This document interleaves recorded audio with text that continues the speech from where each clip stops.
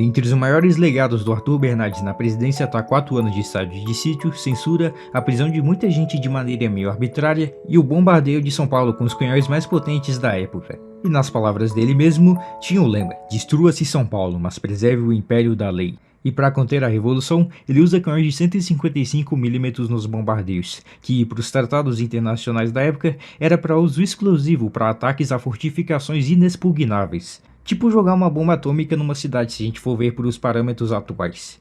Eu sempre acho meio bizarro como a gente não estuda a Revolução de 24, porque ela foi muito grande para aquela época. Costa e Silva. Esse aqui provavelmente foi o pior presidente da ditadura militar, porque diferente do Médici, do Geisel ou do Castelo Branco, onde a gente até consegue encontrar algumas coisinhas boas, o Costa e Silva não tem muitos feitos positivos. Ele foi lá, botou em prática o ato inconstitucional mais repressivo da nossa história, passou mal e morreu.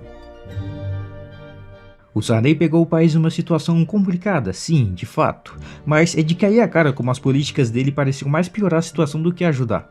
Além de diversos escândalos de corrupção em seu governo, um plano cruzado fracassado e uma política de congelamentos de preços sem sentido, politicamente o cara era muito ruim, praticamente odiado por todos de todos os aspectos. O Sarney não era um cara capaz de ser presidente do Brasil naquela época, e meio que ele mesmo sabia disso, mas decidiu continuar até porque, por que não, né? O Jânio Quadros é um caso de político que ninguém sabe de onde surgiu e como que ele foi para lá.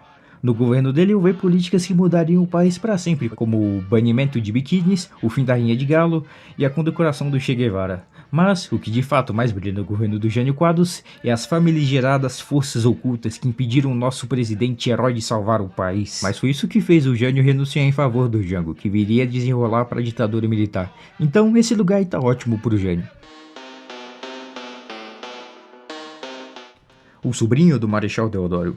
O evento mais marcante do governo dele foi, claro, a revolta da Chibata, onde os marinheiros se revoltaram com as condições de tratamento que tinham na marinha da época. E assim, o Brasil em 1910 ainda ter o mesmo tipo de punição do século XIX era um negócio meio absurdo, e o modo que ele tratou os marinheiros revoltosos foi bem desumano.